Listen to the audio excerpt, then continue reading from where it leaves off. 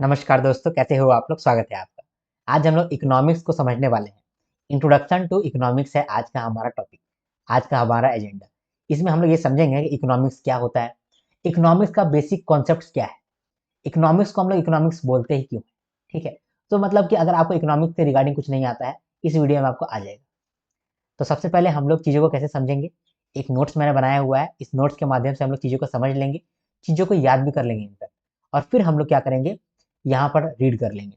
तो रीड करने के लिए मैंने 3 पेज यहाँ पर आपको दिया हुआ है, और इन 3 पेजों को समझने के लिए यहाँ पर एक नोट्स बनाया हुआ है। ये नोट्स जो है, इतना ही आपको याद भी करना है, ये मोर देन इनफ होने वाला है। इससे आपको चीज़ बहुत आसानी से याद हो जाएगा, मैं आपको याद करा दूंगा, डोंट वरी, ठीक है? स्टार्ट करते हैं इकोनॉमिक्स से। इकोनॉमिक्स क्या होता है पहले देखते हैं। अगर आपसे कल को कोई पूछ ले इकोनॉमिक्स क्या होता है, तो आप क्या बताओगे? ठीक है, बताता हूं मैं आपको। Economics is the science to use scarce resources efficiently to produce, ensure growth and improve welfare. ये इकोनॉमिक्स क्या है? It is a science to use scarce resource efficiently. ठीक है, हमारे देश में या हमारे पूरी दुनिया में रिसोर्स जो है वो हमेशा लिमिटेड रहता है, लेकिन हम लोग चाहते हैं अनलिमिटेड चीज। हम लोग तो सब कुछ चाहते हैं, लेकिन सब कुछ हम लोग पा नहीं सकते हैं। हम लोग को रिसोर्स का मदद से एफिशिएंटली रिसोर्स को यूज करके मैक्सिमम बेनिफिट लेना पड़ता है। तो ये जो साइंस है ना, मैक्सिमम बेनिफिट लेने का फ्रॉम स्कैर्स रिसोर्सेज, इसी को हम लोग बोलते हैं economics. Economics is a science to use scarce resource efficiently to produce, ensure growth and improve welfare. एक मैं एग्जांपल लेना चाहता हूँ। इंडिया जो है वो चाइना को पीछे करना चाहता है। इंडिया चाहता है कि हम चाइना को पीछे कर दें। तो कैसे पीछे कर लेगा? चाहता तो है कि बहुत पीछे हो जाए, सबसे आगे आ जाए इंडिया, लेकिन क्या इंडिया सबसे आगे आ सकता है? नहीं आ सकता है। अचानक से तो नहीं आ सकता है, लेकिन आ जाएगा। इकोनॉमिक्स की मदद से वो आ जाएगा। कैसे आ जाएगा? देखो, हमारे पास उतना रिसोर्स नहीं है कि हम लोग चाइना को बराबरी कर लें या फिर चाइना को पीछे छोड़ दें। इतना रिसोर्स नहीं है, इतना पैसा नहीं है। तो हम लोग क्या करेंगे, जितना भी पैसा है हमारे पास, इसको हम लोग एफिशिएंटली यूज करेंगे, ताकि हम लोग सही चीज प्रोड्यूस कर ले, ग्रोथ को इंश्योर कर ले, और वेलफेयर को भी इंप्रूव कर ले। अगर ये काम हम लोग कर लेंगे, तो हम लोग चाइना को पीछे छोड़ देंगे, यूएसए को भी पीछे छोड़ देंगे। यही इकोनॉमिक्स है, कुछ नहीं है। जो आपके पास जो रिसोर्स स्कैर्स है, उसका इस्तेमाल करके अगर आप ग्रो कर सकते हैं, तो इस साइंस को ही हम लोग बोलते हैं economics. Economics is a science to use scarce resource efficiently to produce, ensure growth and improve welfare. एक एग्जांपल मैं आपको देना चाहता हूँ। मेरा हमेशा से दिली तमन्ना ये रहा है, हमको ऐसे मतलब कि मेरा सपना है ये चीज, कि 100 बच्चों का एक बड़ा सा हॉस्टल मैं अडॉप्ट कर लूँ। 100 बच्चों को मैं देखूँ, संभालूँ उनको, ठीक है? उनका खाना, पीना, रहना, खाना सब कुछ मैं दूँ, और मैं जाकर के उनको शिक्षा भी दूँ, ठीक है? ये मेरा दिली ख्वाहिश है, बचपन से ही, ठीक है? मैं यही चाहता था कि 100 बच्चों का, गरीब बच्चों का, 100 गरीब बच्चों का एक हॉस्टल हो, और किसी से कोई पैसा ना लूँ मैं सेल्फ उन लोग के लिए मेहनत करूँ, ठीक है? जो उन लोग खाना खा रहे हैं, वो मैं दूँ, जो वो लोग कपड़ा पहन रहे हैं, वो मैं दूँ, जो वो शिक्षा ले रहे हैं, मैं उन लोग को शिक्षा लेने में मदद करूँ, ठीक है? मैं उन लोग को स्ट्रॉन्ग बनाऊँ, 50 गर्ल्स, 50 बॉयज़, सबका मैं सिक्योरिटी देखूँ, सब कुछ मैं करके उनको बड़ा कर दूँ, और बड़ा करके एकदम वो लोग बड़े हो जाएँगे, तो बोलेंगे कि चलो, आर्यन भैया हमको यहाँ तक लेकर के आए हैं। तो मुझे बहुत खुशी होगा। मैं मरते-मरते ये चीज़ देखना चाहता हूँ।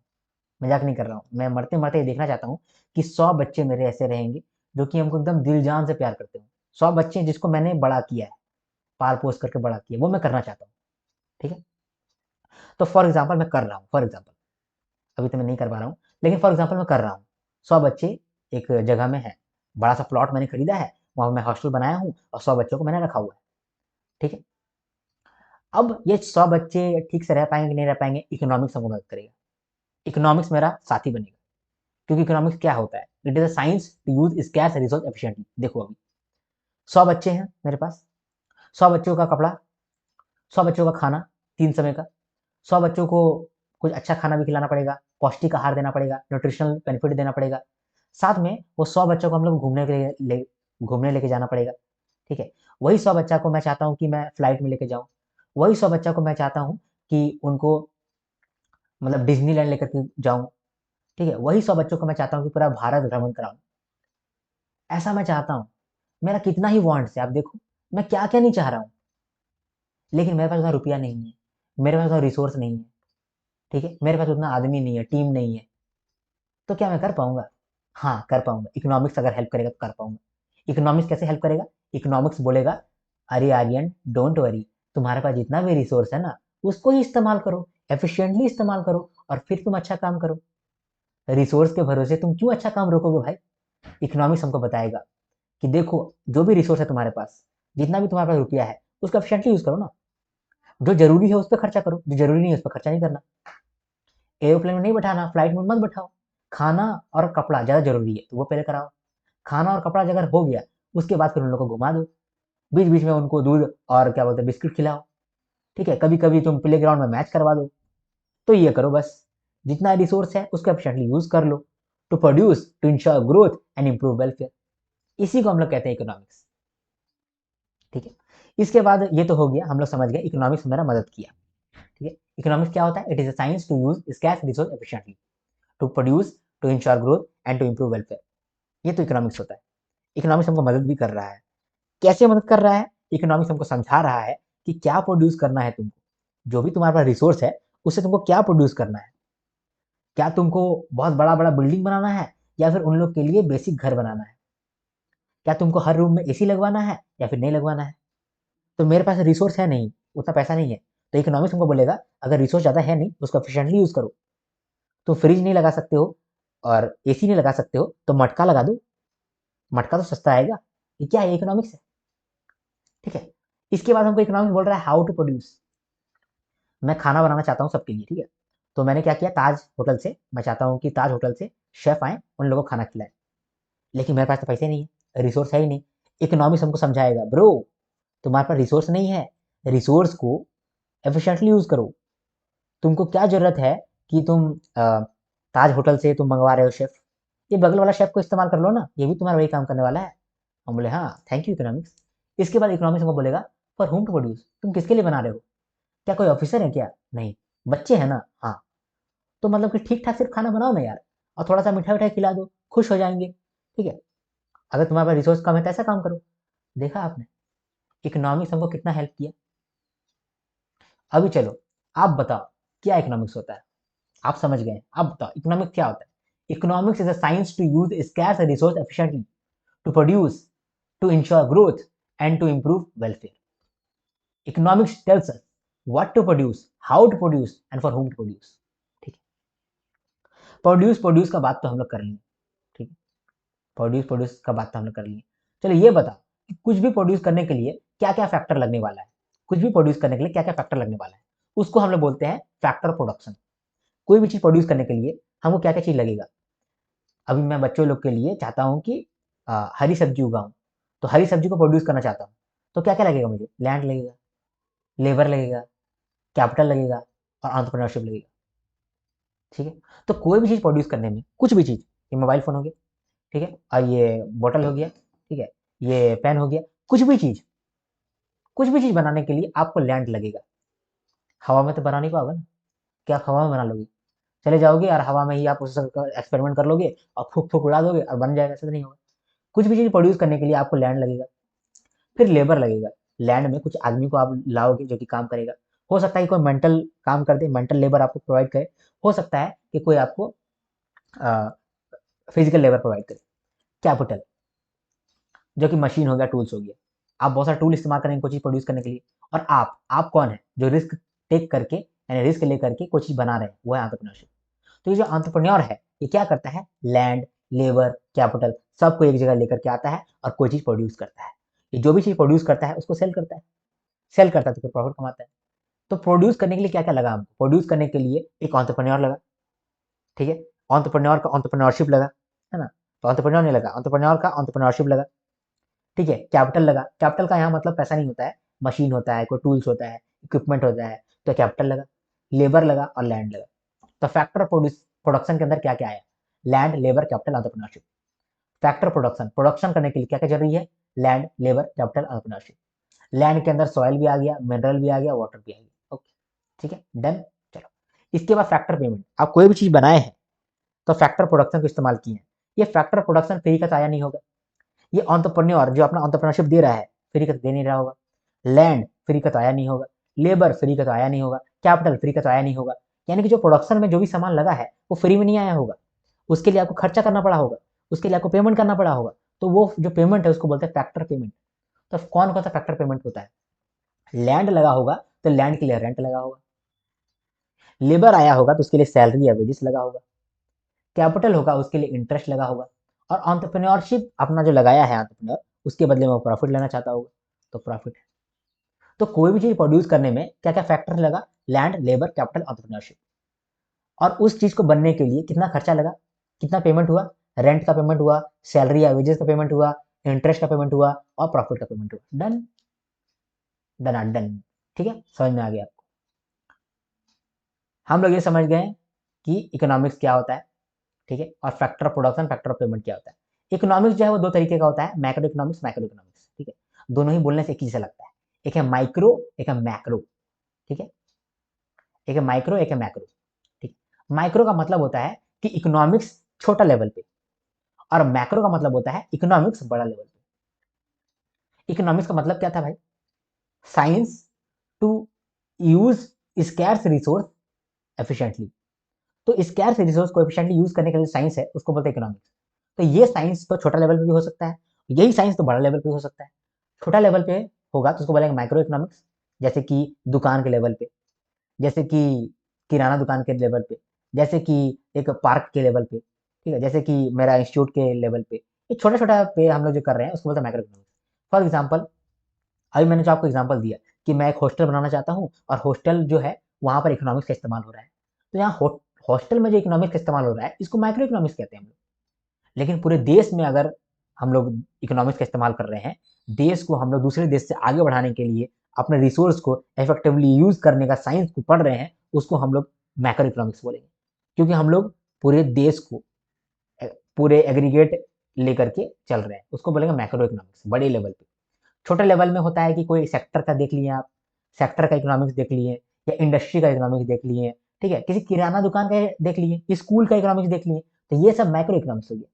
और अगर बड़ा लेवल पे, इंडिया के लेवल पे आप देख रहे हैं तो उसको आप बोलेंगे मैक्रो इकोनॉमिक्स। तो डिमांड में सप्लाई अगर हम लोग देखते हैं कोई गुड्स एंड सर्विसेज का, तो उसको बोल देंगे मैक्रो इकोनॉमिक्स। जैसे कि मैं बोल दूं कि डिमांड जो है और सप्लाई जो है आलू का 10 रुपया है, तो मैं मैक्रो इकोनॉमिक्स के अंदर बात कर रहा हूँ। लेकिन अगर मैं बोलूँ कि इंडिया में टोटल डिमांड जो है ना बहुत है, टोटल सप्लाई भी बहुत है, तो मैं एक्चुअली में मैक्रो इकोनॉमिक्स की बात कर रहा हूँ। सिर्फ आलू का बात नहीं कर रहा हूँ, ठीक है, सिर्फ फूड का बात नहीं कर रहा हूँ, यहाँ पे फूड भी आ गया, ठीक है। मैक्रो इकोनॉमिक्स में मैं जब बात कर रहा हूँ कि इंडिया का डिमांड बहुत बढ़ गया है, तो यहाँ पर मैं सर्विसेज का भी बात कर रहा हूँ, इंडस्ट्रियल का भी बात कर रहा हूँ, ठीक है, एग्रीकल्चर का भी बात कर रहा हूँ, टर्शरी सेक्टर का भी बात कर रहा हूँ, सबका बात कर रहा हूँ। तो इसको मैं बोल रहा हूँ मैक्रो इकोनॉमिक्स, ठीक है। अगर किसी कंपनी का इनकम देख रहे हो आप, इंडस्ट्री का इनकम देख रहे हो, सेक्टर का इनकम देख रहे हो, जैसे कि फाइनेंशियल सेक्टर, इंश्योरेंस सेक्टर, इनका इनकम देख रहे हैं, तो ये माइक्रो इकोनॉमिक्स के अंदर आ गया।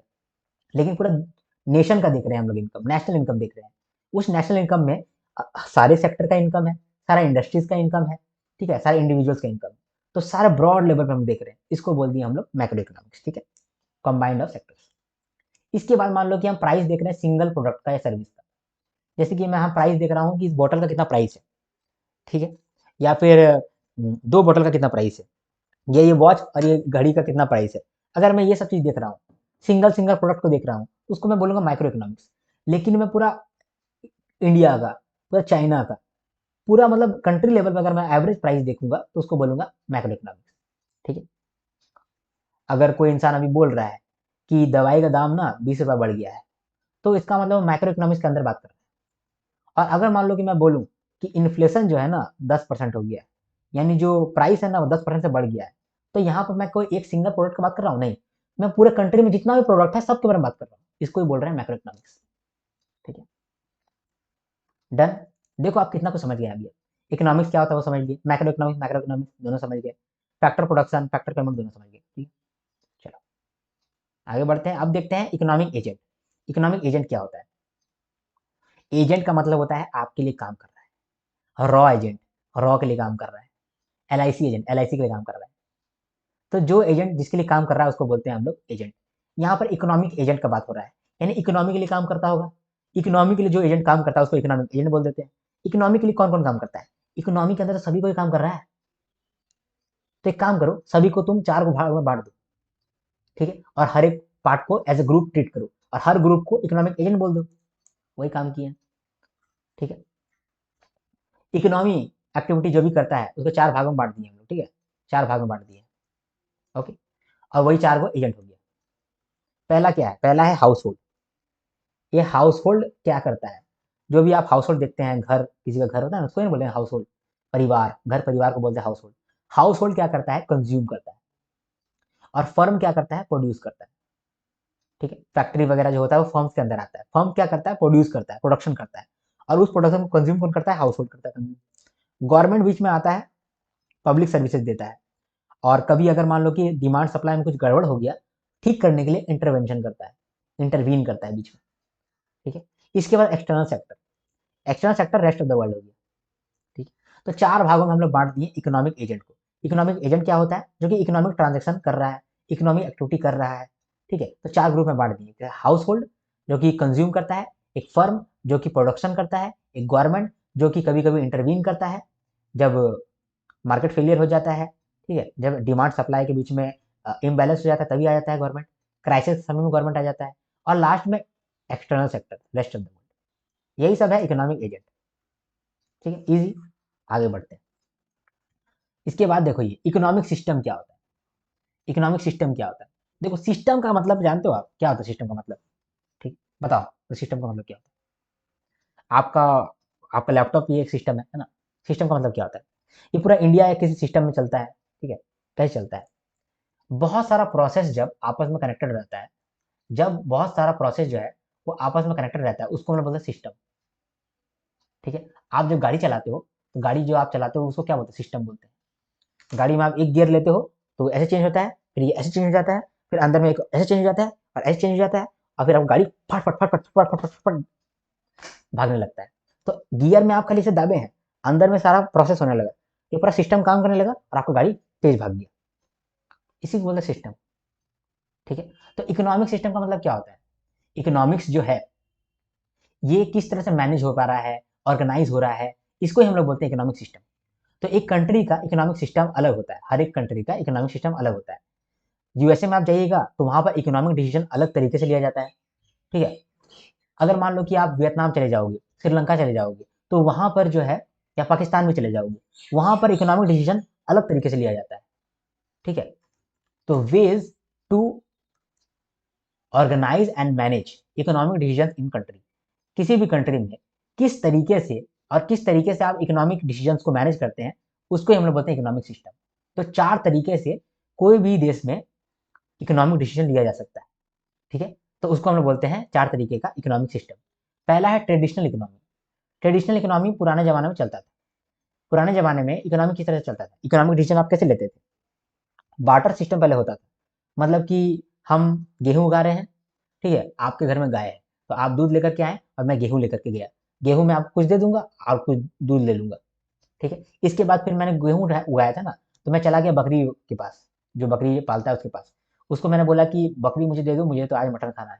तो वो बकरी मुझे दे देगा, उसके बदले में मैं एक बोरा चावल दे दूंगा उसको, या फिर गेहूं दे दूंगा उसको। तो यह बार्टर सिस्टम होता था, एक दूसरे का एक्सचेंज होता था। रुपया का यहाँ पर बात नहीं होता था। लोग फार्मिंग करते थे और उसी से उनका सर्वाइवल होता था। ठीक है, ये तो गया ट्रेडिशनल इकोनॉमी। इसके बाद कमांड इकोनॉमी। कमांड इकोनॉमी को हम लोग बोलते हैं सोशलिज्म। ठीक है, इसको बोलते हैं हम लोग सोशलिस्ट इकोनॉमी या फिर सोशलिज्म। यहाँ पर क्या होता है? गवर्नमेंट ही सारा कुछ डिसीजन करता है, सारा डिसीजन गवर्नमेंट लेता है। गवर्नमेंट ही बोलता है कि क्या चीज प्रोड्यूस करना है, क्या चीज प्रोड्यूस नहीं करना है। गवर्नमेंट ही बोलता है किस चीज का डिमांड रहेगा, किस चीज का डिमांड नहीं रहेगा। गवर्नमेंट ही सारा डिसीजन लेता है। जैसे कि नॉर्थ कोरिया, सारा इकोनॉमिक डिसीजन सरकार ही लेता है। इस तरह का जो सिस्टम होता है उसको बोलते हैं कमांड इकोनॉमी। इसके बाद है मार्केट इकोनॉमी। मार्केट इकोनॉमी का मतलब कि जो भी इकोनॉमिक डिसीजन है वो मार्केट के ऊपर डिपेंडेंट है। अब मार्केट में आता कौन है? इंडिविजुअल और बिजनेस। तो बिजनेस कोई भी डिसीजन ले सकता है, इंडिविजुअल कुछ भी डिसीजन ले सकता है। तो ये जो इकोनॉमिक डिसीजन है डिपेंड करता है मार्केट पे, यानी इंडिविजुअल्स पे और बिजनेसेस पे।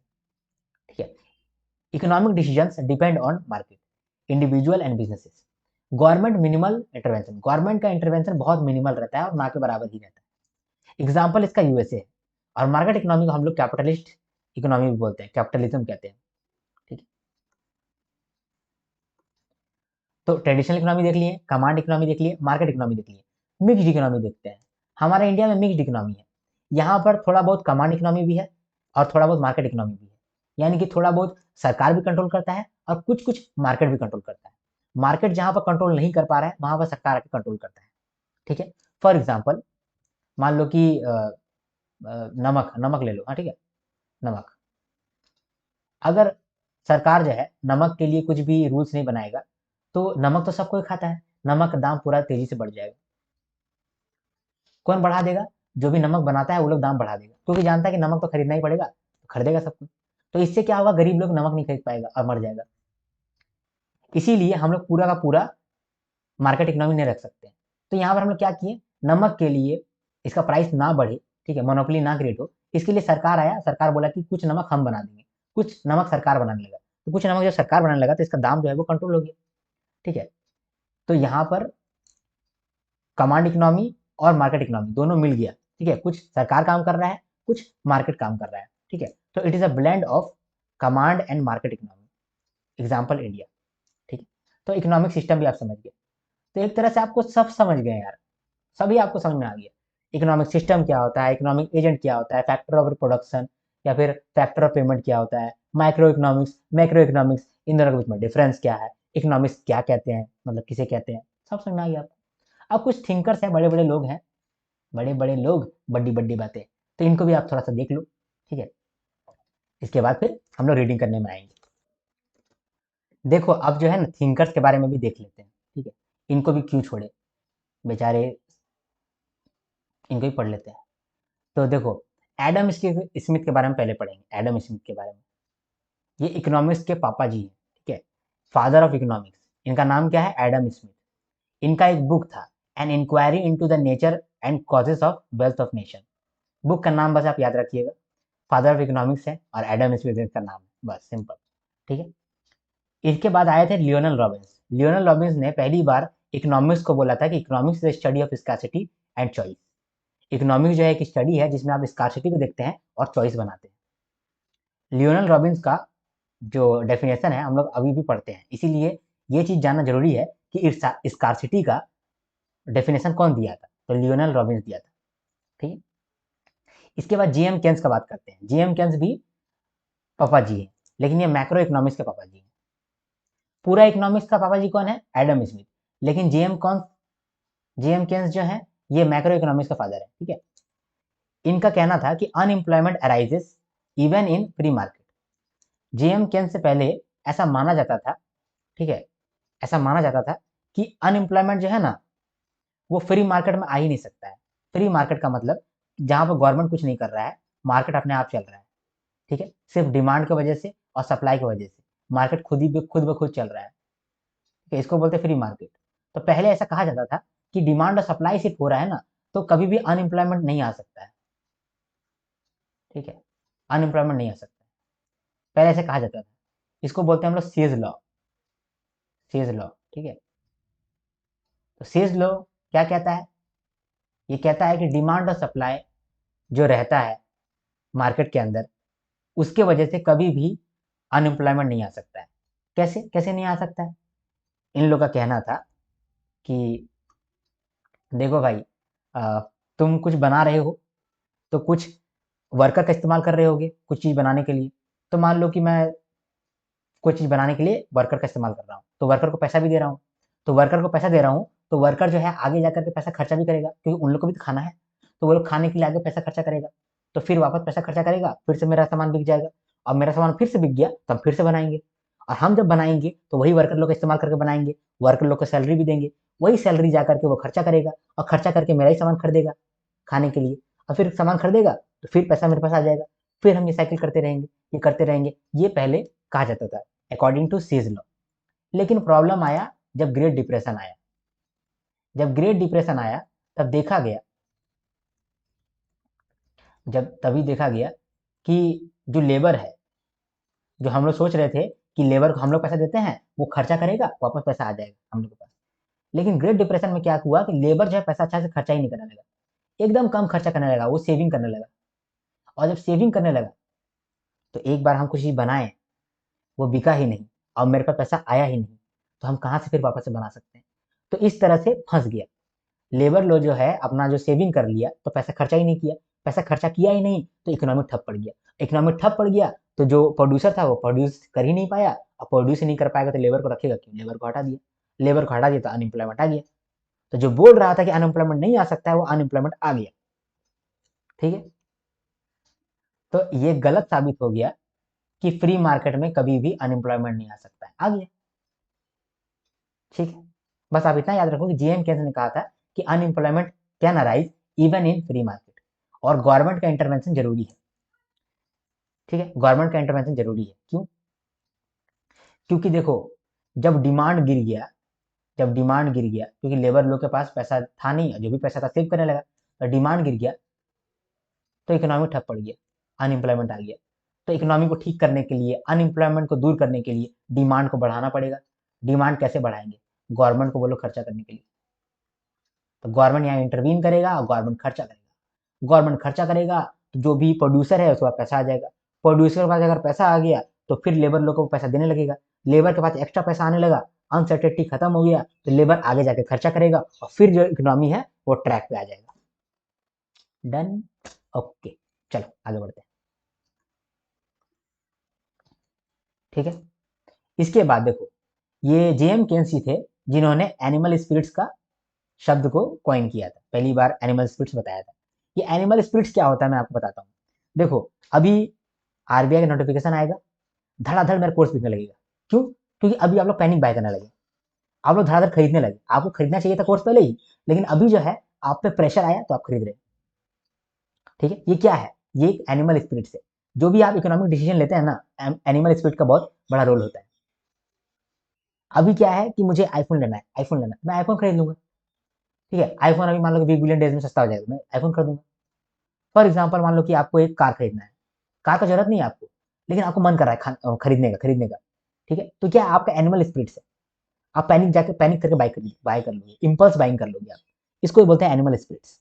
ठीक है, इनका एक बुक भी था जिनका नाम है general theory of employment interest money. ठीक है, समझ गए हम लोग, सब कुछ समझ गए। रीडिंग करने का बारी आ गया, चलो रीड करते हैं अब। Introduction to economics. इकोनॉमिक्स का डेफिनेशन क्या है? It is the study of scarcity, how limited resource are used to produce goods and services, ensure growth and improve welfare over time. ठीक है, it focuses on efficient use of resources to meet the needs of individuals and society. Why we study economics? Because the resources are scarce and they must be used efficiently. And economics help us understand how societies decide what to produce, how to produce, and for whom to produce. Thinkers और उनका क्या contribution रहा है? Lionel Robins defined economics as the study of scarcity and choice, limited resources, unlimited wants. J.M. Keynes was the father of macroeconomics. It showed that employment can exist even in free market. Government intervention is needed for stability. He coined the word animal spirits, human emotions driving the economic decisions. ठीक है, इसके बाद macro economic और micro economic के बीच में क्या difference है उसको भी आप देख लो। Micro economics studies individual income, लेकिन macro economic studies national income. Micro economics analyses demand and supply of labour and goods, लेकिन macro economics analyses total employment in the economy. Microeconomics deals with household and firms.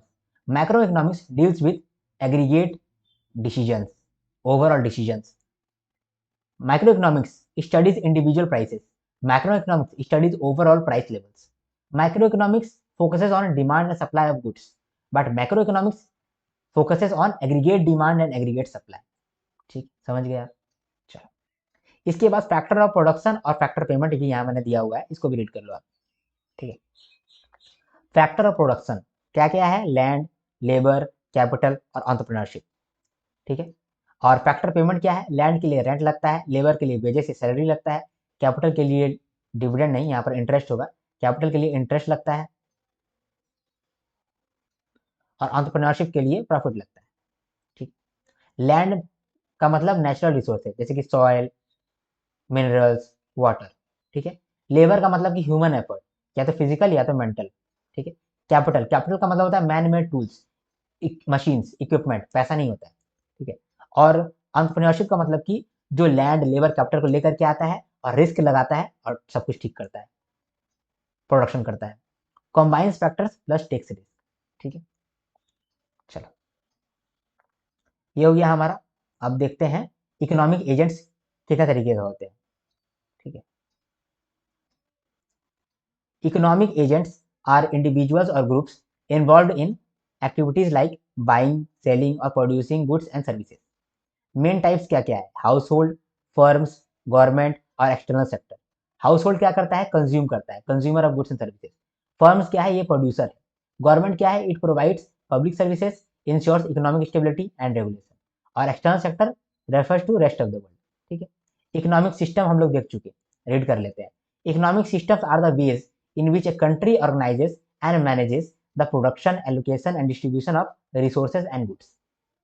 चार तरीके का economy है: traditional economy, command economy, market economy और mixed economy.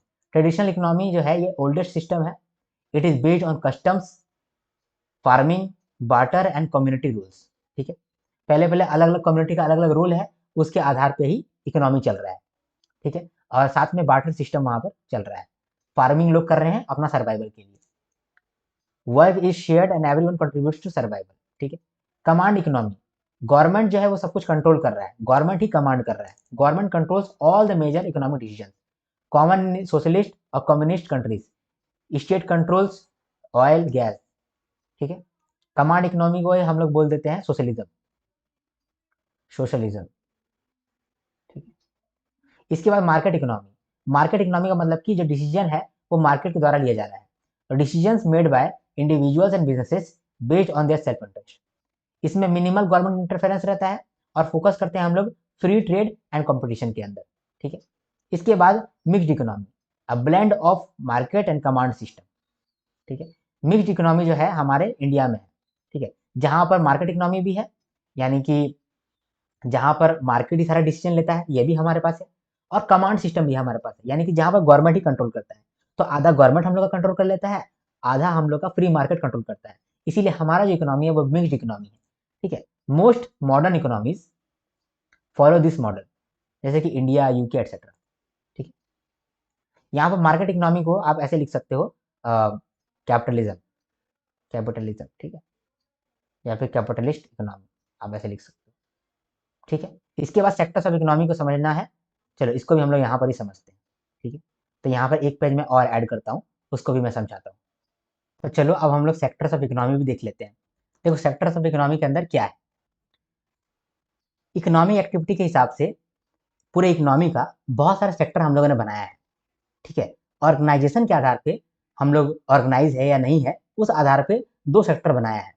ठीक है, और ownership के आधार पे भी दो सेक्टर हम लोगों ने बनाया है। ये जो सेक्टर्स ऑफ इकोनॉमी है ये बनाने का दरकार क्यों पड़ा? देखो हमारा ये जो इकोनॉमी है, जो पूरा देश का इकोनॉमिक्स है, इसको समझने के लिए हम लोग अलग अलग सेक्टर को बनाए हैं, ताकि अलग अलग सेक्टर को अगर हम लोग स्ट्रांग बनाएंगे तो पूरा इकोनॉमी हम लोग का स्ट्रांग होगा। और पूरा इकोनॉमी अगर स्ट्रांग होगा तो हमारा देश भी ग्रो करेगा, हमारा देश भी स्ट्रांग हो जाएगा। तो इसीलिए हम लोग सेक्टर्स ऑफ इकोनॉमी पढ़ते हैं।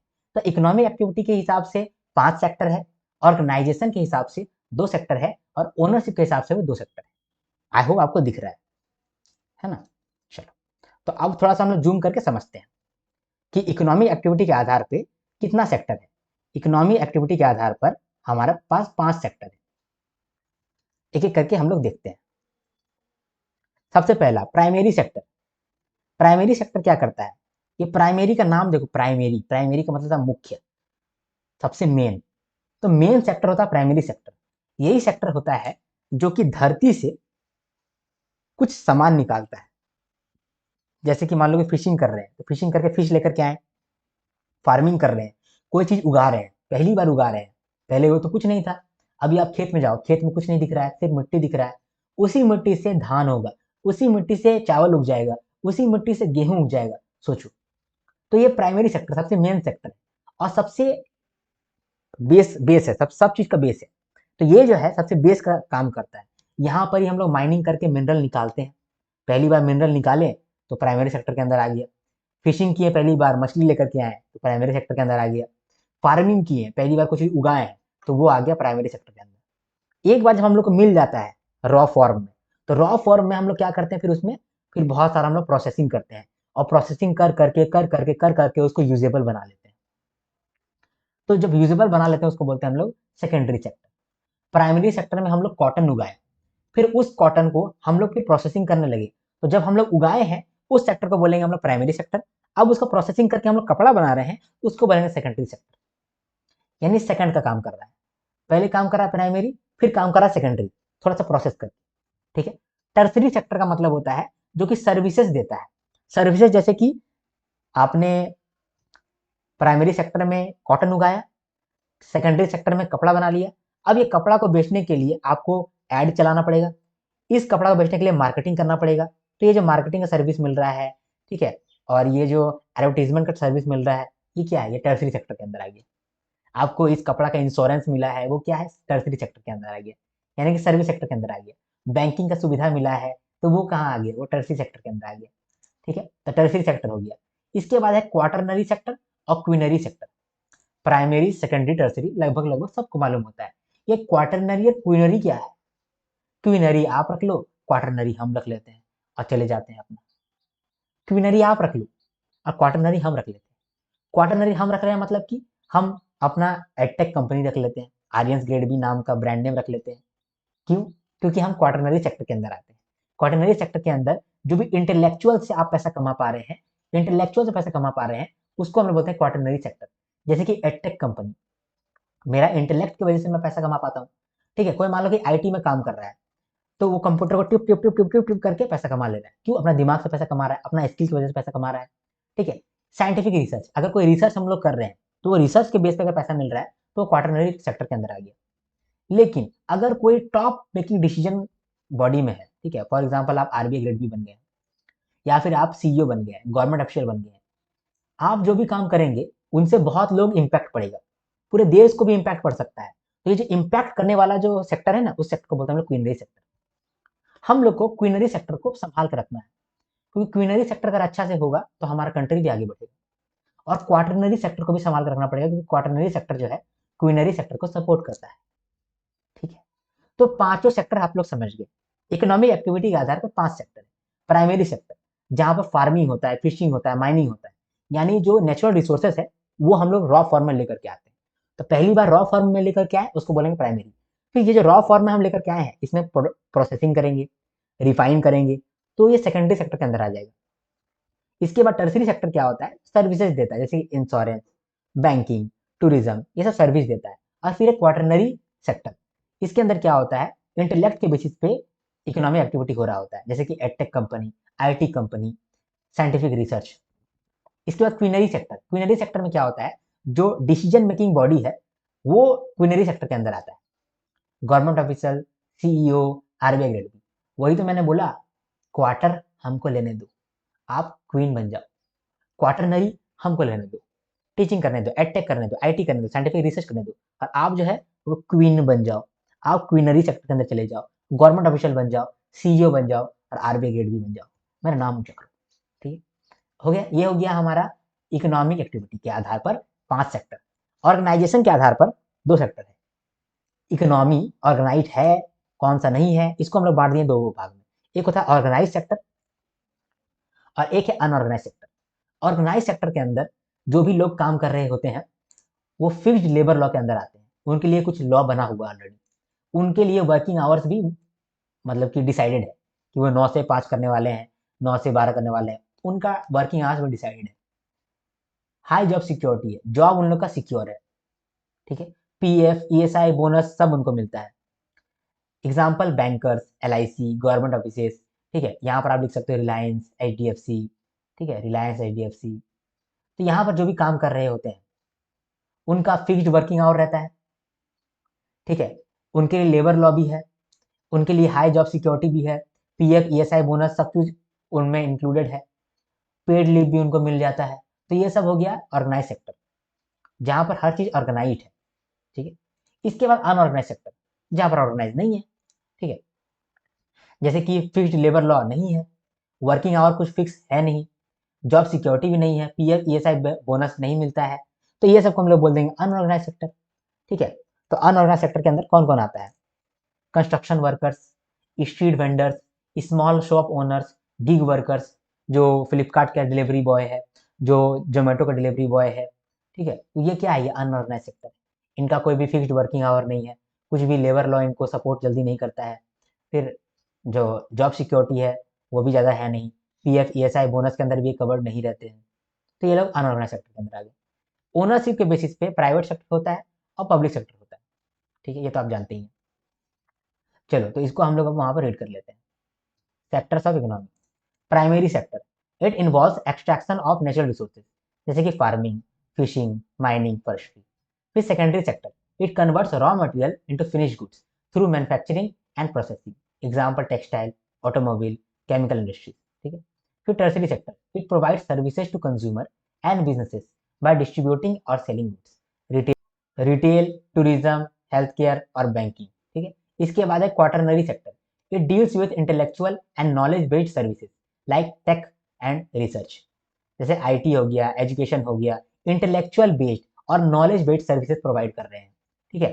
ये जो क्वार्टरनरी और क्वीनरी है, दोनों टर्सरी सेक्टर का ही पार्ट है कहीं ना कहीं, ठीक है। लेकिन टर्सरी सेक्टर को हम लोग थोड़ा सा तोड़ करके एक क्वीनरी सेक्टर भी बना दिया है, एक क्वार्टरनरी सेक्टर भी बना दिया है, ठीक है।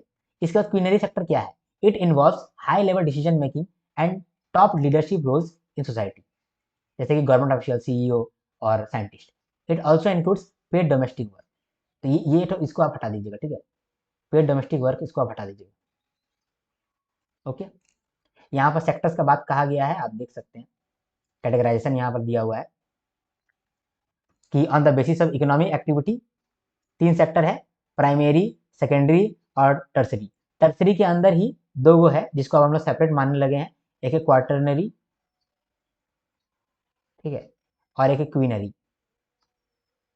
क्वीन आप बन जाओ, मैं क्वार्टर ले लेता हूँ, मैं क्वार्टर ले लेता हूँ, आप क्वीन बन जाओ, ठीक है।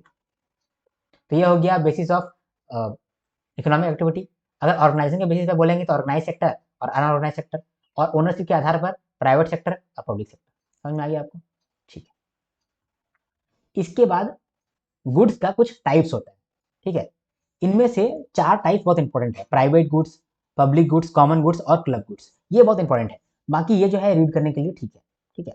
बचपन से पढ़ते आ रहे हैं कि कैपिटल गुड्स क्या होता है, इंफीरियर गुड्स क्या होता है, सब्स्टिट्यूट गुड्स क्या होता है, कॉम्प्लीमेंट्री गुड्स क्या होता है, उसको मैं पढ़ाऊंगा। लेकिन मेन जो है ना वो ये है, देखो, private good, public good, common good और क्लब गुड, ठीक है। ये है, दिख रहा होगा आई गेस आपको, दिखना चाहिए आपको, जो दिखता है वही तो दिखता है, ठीक है। इकोनॉमिक्स पढ़ रहे हैं ना, तो इकोनॉमिक्स का धीरे धीरे आ रहा है आत्मा।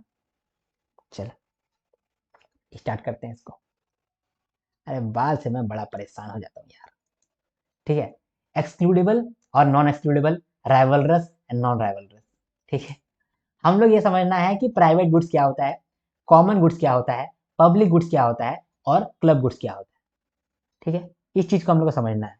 इस चीज को समझने से पहले ना, पहले हम लोग को ये समझना पड़ेगा कि एक्सक्लूडेबल क्या होता है और नॉन एक्सक्लूडेबल क्या होता है, राइवलरस क्या होता है और नॉन राइवलरस क्या होता है, ठीक है। पहले वो तो समझेंगे हम। चलो अलग कलर से मैं हाईलाइट कर देता हूँ आपको। देखो एक्सक्लूडेबल क्या होता है? एक्सक्लूडेबल का मतलब होता है कि जो आप पैसा से खरीद सकते हैं, ठीक है। और नॉन एक्सक्लूडेबल का मतलब होता है जो पैसा से आप खरीद नहीं सकते हैं, ठीक है।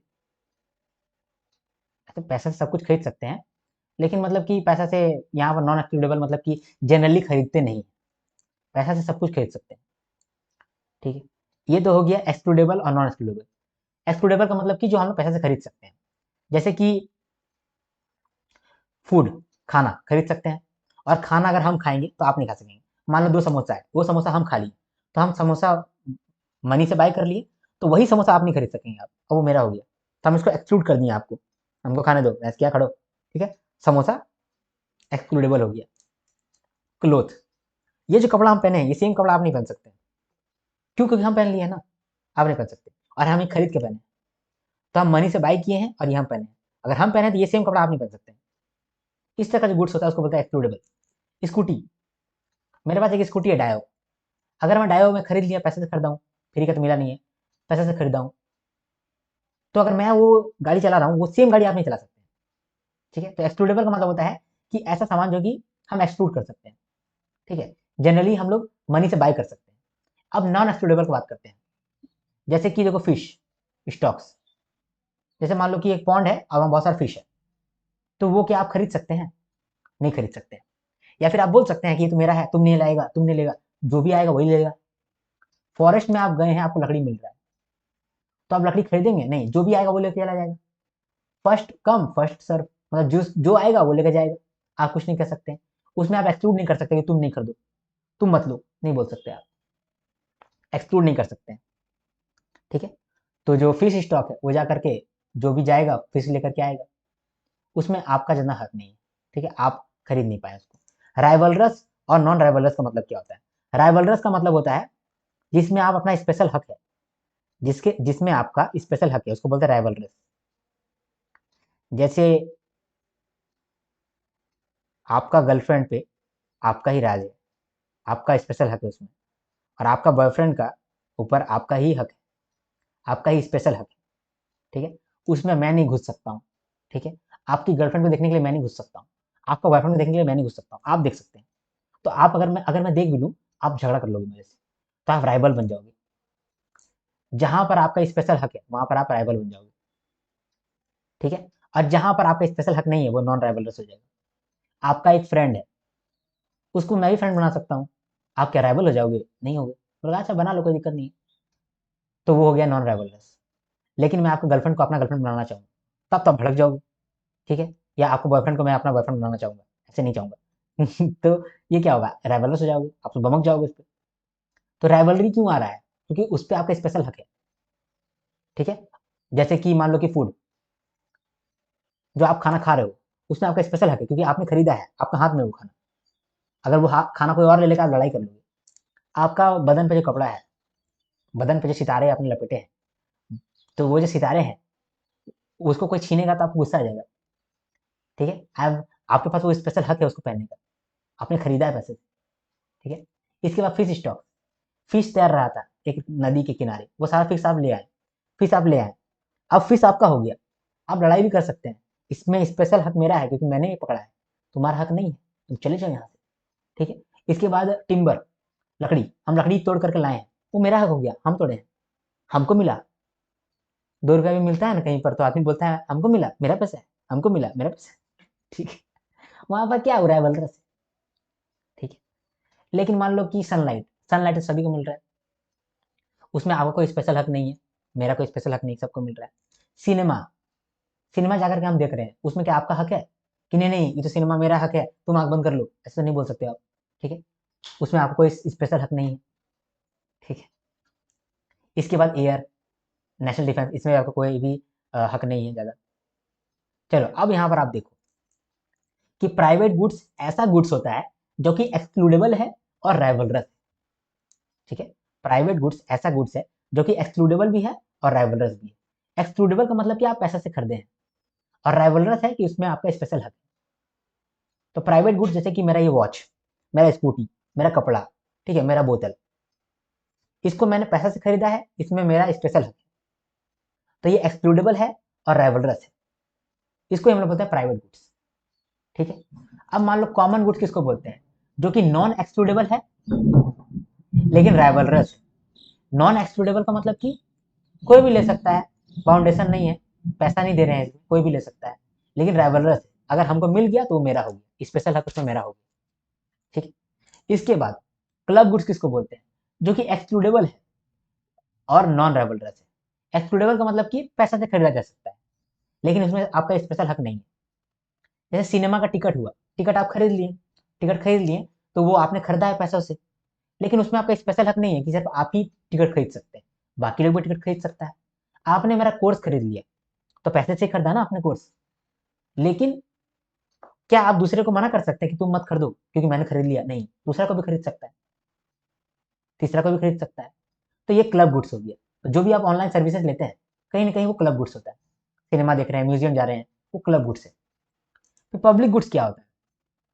पब्लिक गुड्स ऐसा गुड्स होता है जिसमें कि नॉन एक्सक्लूडेबल है और नॉन राइवलरस है। पब्लिक गुड्स में आपका स्पेशल हक भी नहीं है और पैसा देकर के नहीं, ऐसे ही मिल जाता है, वो हो गया पब्लिक गुड्स, जैसे कि एयर, नेशनल डिफेंस एक्सेट्रा। तो ये 4 तरीके का गुड्स है जो कि बहुत इंपॉर्टेंट है, हमेशा याद रखिएगा। प्राइवेट गुड्स का मतलब कि excludable plus rivalries, common goods का मतलब कि non excludable plus rivalries, club goods का मतलब कि एक्सक्लूडेबल प्लस नॉन राइवलरस, और पब्लिक गुड्स का मतलब कि नॉन एक्सक्लूडेबल और नॉन राइवलरस। ये आपका एग्जामिनेशन में पूछ सकता है, याद रखिएगा। ठीक है, चलो इसको भी रीड कर लेते हैं यहाँ पर। तो यहाँ पर मैंने दिया हुआ है कि एक्सक्लूडेबल का मतलब होता है जो कि आप पैसों से खरीद सकते हो, और नॉन एक्सक्लूडेबल का मतलब होता है कि जरूरी नहीं है कि पैसे से खरीदा जा सके, कोई भी जाकर खरीद सकता है, कोई भी जाकर ले सकता है, वो उसका हो जाएगा। तो यहाँ पर पैसे की जरूरत है, यहाँ पैसे की जरूरत नहीं है। ठीक है। राइवलरस का मतलब कि जहां पर आपका स्पेशल हक है, वो हक किसी ने मारा तो आप राइवल बन जाओगे। नॉन राइवलर्स का मतलब कि वहां पर आपका स्पेशल हक नहीं है, आप वहां पर राइवलरस नहीं बन पाओगे। तो प्राइवेट गुड्स एक्सक्लूडेबल भी होता है और राइवलरस भी होता है, और कॉमन गुड्स नॉन एक्सक्लूडेबल होता है और राइवलरस होता है, और क्लब गुड्स जो है वो एक्सक्लूडेबल होता है और नॉन राइवलरस होता है, और पब्लिक गुड्स जो है वो नॉन एक्सक्लूडेबल होता है और नॉन राइवलरस होता है। ठीक है, डन, आपका हो गया यहाँ पर। तो सब कुछ मैंने यहाँ पर करा दिया आपका। ठीक है, चलो अब हम लोग है ना, ये जो इंपॉर्टेंट टाइप्स ऑफ गुड्स है इसको भी रीड कर लेते हैं एक बार, है ना। देखो कंज्यूमर गुड्स क्या होता है। कंज्यूमर गुड्स ऐसा गुड्स होता है जो कि फाइनल कंज्यूमर कंज्यूम कर लेता है। जैसे कि क्लोथ आपने बनाया, फूड आपने बनाया, तो कंज्यूम कर लिया उसको, तो वो कंज्यूमर गुड्स हो गया। कैपिटल गुड्स का मतलब क्या होता है? देखो कैपिटल गुड्स का मतलब होता है कि ऐसा गुड्स जो कि दूसरा गुड्स को बना दे। ठीक है, जैसे कि मैं आपको एग्जांपल देता हूँ कि क्या एग्जांपल दूं आपको। मान लो कि एक मशीन है, ठीक है, मान लो कोई भी एक मशीन है, तो वो मशीन से हम पेपर बना रहे हैं, या फिर उस मशीन से हम रस्सी बना रहे हैं। मान लो एक मशीन है, उस मशीन से मैं रस्सी बनाता हूँ, तो ये रस्सी रस्सी क्या है? ये तो गुड्स है, ये तो गुड्स है। इस गुड्स को बनाने के लिए जो गुड्स का इस्तेमाल हुआ है उसको हम लोग बोलते हैं कैपिटल गुड्स। जैसे कि मशीन हो गया, मशीन क्या होता है? मशीन एक सामान है, उस सामान का मदद से एक दूसरा सामान बन जा रहा है, तो वो जो सामान है ना उसको बोलते हैं कैपिटल गुड्स। तो capital goods are the goods which are use to produce other goods. Example machines, tools. Public goods, private goods हम लोग देख चुके हैं। ठीक है, प्राइवेट गुड्स कौन सा होता है? एक्सक्लूडेबल है और राइवलरस है। ठीक है, और प्राइवेट गुड्स हो गया। पब्लिक गुड्स क्या है? जो कि नॉन एक्सक्लूडेबल है, non rivalries. Okay, intermediate goods और फाइनल गुड्स क्या होता है? देखो देखो, एक अंडा जो है उसको आप खा लिए, अच्छी बात है, लेकिन मान लो कि वही अंडा जो है ना केक बनाने के लिए इस्तेमाल में आया, तो आप तो अंडा नहीं खाए, वो अंडा को केक में डाल दिए, आप केक खाए हैं, तो केक जो बना ना उसको बोलेंगे फाइनल गुड्स, और जो अंडा केक में चला गया है उस अंडा को हम लोग बोलेंगे इंटरमीडिएट गुड्स। ठीक है, तो intermediate goods are the goods use to make final goods. Example sugar, steel. Steel को यूज करके मान लो कि एक इक्विपमेंट बनाया गया, तो इक्विपमेंट को तो आप यूज कर पा रहे हैं, लेकिन स्टील को तो आप यूज नहीं किए। मतलब स्टील को भी यूज किए, लेकिन मतलब स्पेशल यूज नहीं किए, तो वो जो स्टील है वो यूज हो गया उसके अंदर, उसको बोलते हैं इंटरमीडिएट गुड्स। ठीक है, आप कॉफी पिए, आप तो कॉफी पिए, चीनी नहीं पिए, लेकिन कहीं ना कहीं आप चीनी पिए भी हैं, वो जो चीनी है वो कॉफी के अंदर है। ठीक है, तो कॉफी जो है वो फाइनल गुड है, लेकिन उसके अंदर जो चीनी घुस गया है वो आपका इंटरमीडिएट गुड्स है। ठीक है, और फाइनल गुड्स जो वही गुड्स होता है जो कि रेडी फॉर कंजम्पशन है, जैसे कि car, package food, cake. Intermediate goods में अंडा आ गया, ठीक है, एग आ गया, और उस एग से ही जब आप बना दिए केक, तो केक जो है फाइनल गुड्स बन गया। ठीक है, नॉर्मल गुड्स, नॉर्मल गुड्स क्या होता है? नॉर्मल गुड्स का मतलब होता है जिसका डिमांड जो है इनकम के साथ बढ़ता है, जैसे कि ब्रांडेड क्लॉथ्स। ब्रांडेड क्लॉथ्स जो है उसका डिमांड बढ़ जाता है जैसे ही आपका इनकम बढ़ता है। ठीक है, इंफीरियर गुड्स ऐसा गुड्स होता है जिसका की डिमांड कम हो जाता है आपका इनकम राइज होने की वजह से। ठीक है, जैसे कि कोई सस्ता चावल है, गोल गोल चावल है, ठीक है, सस्ता चावल है, जैसे ही आपका इनकम बढ़ेगा तो उसका डिमांड कम हो जाएगा। तो इंफीरियर गुड्स ऐसा गुड्स होता है जिसका डिमांड कम हो जाता है विथ इनकम राइज, और नॉर्मल गुड्स वैसा गुड्स होता है जिसका डिमांड बढ़ जाता है विथ इनकम राइज। ठीक है, सब्स्टिट्यूट गुड्स क्या होता है? सब्स्टिट्यूट गुड्स ऐसा गुड्स होता है जो कि किसी और के बदले में इस्तेमाल कर सकते हैं। मान लो कि आपको चाय पीना था, चाय नहीं मिल पा रहा है, लेकिन आप कॉफी पी लिए, तो मैं सब्स्टिट्यूट कर दिए, है ना। जैसे कि अभी मैं बोलबम जाने वाला हूँ, तो बोलबम जाने के लिए ना वहां पर ब्रश का इस्तेमाल नहीं करते, तो आप ब्रश का इस्तेमाल नहीं करेंगे तो क्या करेंगे? दातुन का इस्तेमाल कर लो, दातुन का इस्तेमाल कर लो। ये दातुन नहीं, क्या है? सब्स्टिट्यूट गुड्स है, सब्स्टिट्यूट कर दिया ब्रश को। ठीक है, और अभी जो है स्मार्ट ब्रश भी आ गया है, हो सकता है कि आप लोग स्मार्ट ब्रश यूज करते हो और नॉर्मल ब्रश फेंक देते हो, तो क्या हो गया? सब्स्टिट्यूट गुड्स हो गया। इसके बाद कॉम्प्लीमेंट्री गुड्स। कॉम्प्लीमेंट्री गुड्स हमेशा साथ में ही इस्तेमाल होता है। आपको मालूम है जहां पर मैं ये चीज लिख रहा हूँ ना, इस पेन से लिख रहा हूँ, ठीक है, अब ये पेन को ही सिर्फ हम यूज करूं तो लिख नहीं पाऊंगा, मुझे इसको भी इस्तेमाल करना पड़ेगा, इसके अंदर मैं लिखता हूं, तो ये और ये दोनों कॉम्प्लीमेंट्री हो गया। ठीक है, सिर्फ ब्रश से मैं ब्रश नहीं कर सकता हूँ, ब्रश के साथ मुझे पेस्ट भी लगाना पड़ेगा। तो पेस्ट और ब्रश दोनों मिलकर क्या हुआ, क्या बोलते हैं, कॉम्प्लीमेंट्री गुड्स, एक दूसरे को कॉम्प्लीमेंट करता है। जैसे कार और पेट्रोल, पेट्रोल से भी आपका काम नहीं बनेगा अकेले, कार से भी अकेले काम नहीं बनने वाला है, कार प्लस पेट्रोल दोनों से काम बनने वाला है। तो ये हमारा हो गया इंपॉर्टेंट टाइप्स ऑफ गुड्स। ठीक है, अब हम लोग चीजों को समराइज करेंगे और हमारा ये चैप्टर डन हो जाएगा। चलो हम लोग फटाफट समराइज करते हैं आज जो भी हम लोगों ने देखा। आज हम लोगों ने इंट्रोडक्शन देखा इकोनॉमिक्स का। इसमें हम लोग क्या क्या समझे, पहले समझे कि इकोनॉमिक्स का डेफिनेशन क्या है और इकोनॉमिक्स होता ही क्या है। तो इन शॉर्ट हम लोग ये कह सकते हैं कि इकोनॉमिक्स और कुछ नहीं है, it is a science to use scarce resource efficiently to produce, ensure growth and improve welfare. Economics जो है एक साइंस है जो कि हम लोग ये बताता है कि जब आपका रिसोर्स जो है बहुत कम हो तो उसको एफिशिएंटली कैसे यूज करना है ताकि आप प्रोडक्शन कर पाओ, इंश्योर कर पाओ ग्रोथ और इंप्रूव कर पाओ वेलफेयर। इकोनॉमिक्स आपको ये समझाता है, सिखाता है कि क्या प्रोड्यूस करना है, कैसे प्रोड्यूस करना है और किसके लिए प्रोड्यूस करना है। और ये किस आधार पे आपको ये बताता है कि क्या प्रोड्यूस करना है, कैसे प्रोड्यूस करना है, किसके लिए प्रोड्यूस करना है, किस आधार पे बताता है, रिसोर्स को सही तरीके से इस्तेमाल करने के आधार पे ही बताता है। यानी कि जो रिसोर्स आपके पास है उस रिसोर्स से आप कितना कुछ कर सकते हैं, इस चीज का जो साइंस है ये आपको इकोनॉमिक्स है, मतलब इसी को इकोनॉमिक्स कहते हैं। ठीक है, इकोनॉमिक्स का इसीलिए बहुत महत्व है क्योंकि इकोनॉमिक्स से आपको ये मालूम चलता है कि आपको क्या करना है, कैसे करना है और किसके लिए करना है, what to produce, how to produce and whom to produce. ठीक है, अब प्रोड्यूस का बात हुआ तो यानी कि इकोनॉमिक्स में हम लोग प्रोड्यूस करते हैं, तो कोई चीज का भी प्रोडक्शन करने में आपको क्या क्या चीज लगता है उसी को हम लोग बोलते हैं फैक्टर प्रोडक्शन। तो कोई भी चीज हम लोग बनाए हैं, मान लो एक बोतल है इसको बनाए हैं, या फिर मान लो कि ये सेटवेट का जेल बनाए हैं, ठीक है, या फिर ये फोन बनाए हैं, तो जो भी कुछ हम लोग बना रहे हैं उसमें क्या क्या लगता है, चार चीज लगता ही लगता है। सबसे पहला एक इंसान का दिमाग, वही लगता है। एक एंटरप्रेन्योरशिप लगता है, एक एंटरप्रेन्योर का माइंड लगता है, एंटरप्रेन्योरशिप लगता है। साथ में ये एंटरप्रेन्योर लैंड लेकर के आता है, लेबर लगाता है, कैपिटल लगाता है, तभी जाके कोई चीज का प्रोडक्शन होता है। तो एक लैंड लगता है, क्योंकि हवा में तो आप कोई चीज बनाओगे नहीं, लैंड में ही बनाओगे। ठीक है, और लैंड से ही आप बहुत सारा मिनरल लोगे। अगर आप मोबाइल फोन भी बनाओगे इसके अंदर सेमीकंडक्टर चिप आता है, वो कहाँ से मिलता है, लैंड से मिलता है, सॉइल से मिलता है, मिनरल से मिलता है, इसमें कुछ पानी भी खर्चा होता है तो पानी से मिलता है। तो लैंड के अंदर ही सारा नेचुरल रिसोर्सेज आ जाता है। तो लैंड लगता है, लेबर लगता है, लेबर जो है वो मेंटल अपना लेबर भी दे सकता है और फिजिकल लेबर भी दे सकता है। फिर कैपिटल लगता है, यानी मशीनरी लगता है, टूल्स लगता है, और फिर एंटरप्रेन्योरशिप लगता है, एंटरप्रेन्योर का दिमाग लगता है। तो क्या क्या लगता है कोई चीज प्रोड्यूस करने में, लैंड, लेबर, कैपिटल और एंटरप्रेन्योरशिप। एंटरप्रेन्योरशिप जो होता है वो रिस्क टेकिंग एबिलिटी होता है। ठीक है, ये तो हो गया फैक्टर प्रोडक्शन, यानी कि प्रोडक्शन करने में क्या क्या आपको फैक्टर लगना है। इस प्रोडक्शन करने में आपको क्या कॉस्ट आया होगा, लैंड यूज किया तो लैंड के लिए रेंट दिया होगा, लेबर इस्तेमाल किया तो लेबर को सैलरी दिया होगा, कैपिटल इस्तेमाल किया उसके लिए इंटरेस्ट लगा होगा, और एंटरप्रेन्योरशिप लगाया है उसके लिए प्रॉफिट यूज हुआ होगा। तो क्या क्या पेमेंट लगा इसी चीज का प्रोडक्शन में। तो प्रोडक्शन में जितना पेमेंट लगता है उसको बोलते हैं फैक्टर पेमेंट, या फिर कहो कि फैक्टर प्रोडक्शन को जितना हम लोग पेमेंट करते हैं उसको बोलते हैं फैक्टर पेमेंट। तो फैक्टर पेमेंट के अंदर आ गया रेंट, सैलरी या फिर वेजेस, इंटरेस्ट, प्रॉफिट्स। ठीक है, इसके बाद हम लोग ये समझे कि इकोनॉमिक्स क्या है और फैक्टर प्रोडक्शन और फैक्टर पेमेंट क्या है। फिर इकोनॉमिक्स जो है ना वो दो तरीके से हम लोग पढ़ाई करते हैं, एक है माइक्रो इकोनॉमिक्स, एक है मैक्रो इकोनॉमिक्स। माइक्रो इकोनॉमिक्स जो होता है वो छोटा लेवल पे होता है, मैक्रो इकोनॉमिक्स बड़ा लेवल पे होता है, कंट्री लेवल पे होता है। तो अगर मान लो कि हम लोग पर्टिकुलर सेक्टर का बात कर रहे हैं, पर्टिकुलर इंडस्ट्री का बात कर रहे हैं, तो वो हो जाएगा माइक्रो इकोनॉमिक्स। और यही हम लोग पूरा नेशन वाइड का बात कर रहे हैं तो वो मैक्रो इकोनॉमिक्स हो जाएगा। जैसे कि अगर हम लोग डिमांड और सप्लाई का बात कर रहे हैं ऑफ पर्टिकुलर गुड, ठीक है, मान लो कि आलू का बात कर रहे हैं कि आलू का कितना डिमांड है, कितना सप्लाई है पूरे इंडिया में, तो वो हो गया माइक्रो इकोनॉमिक्स का पार्ट।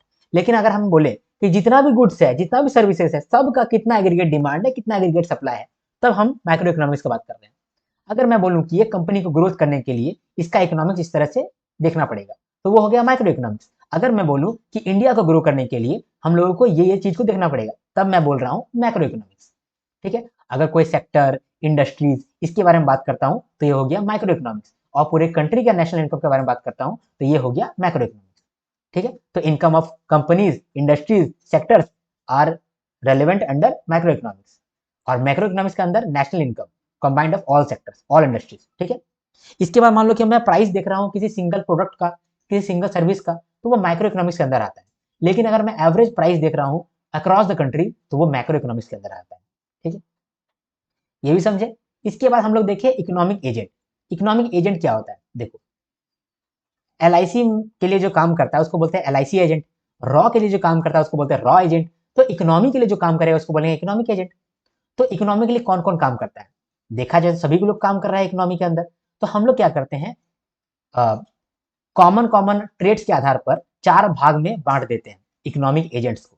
पहला भाग हो जाता है फर्म्स, जो कि प्रोड्यूस करता है गुड्स एंड सर्विसेज को। दूसरा हो जाता है हाउस होल्ड, जो कि उसी गुड्स को कंज्यूम करता है, सर्विसेज को कंज्यूम करता है। इसके बाद तीसरा में हम लोग बांट देते हैं गवर्नमेंट को, जो कि पब्लिक सर्विसेज प्रोवाइड करता है और क्राइसिस के समय में इंटरवीन करता है। ठीक है, और लास्ट में एक्सटर्नल सेक्टर, जो भी बाकी देश है जहां पर हम लोग इम्पोर्ट और एक्सपोर्ट कर रहे हैं, तो वो हमारा एक्सटर्नल सेक्टर के अंदर आ जाता है। तो इकोनॉमिक एजेंट हमारे 4 हैं, हाउस होल्ड, फर्म्स, गवर्नमेंट और एक्सटर्नल सेक्टर। ठीक है, इकोनॉमिक सिस्टम का बात करते हैं। सिस्टम क्या होता है? जब बहुत सारा प्रोसेस आपस में काम कर रहा होता है ना, उसको हम लोग बोलते हैं सिस्टम।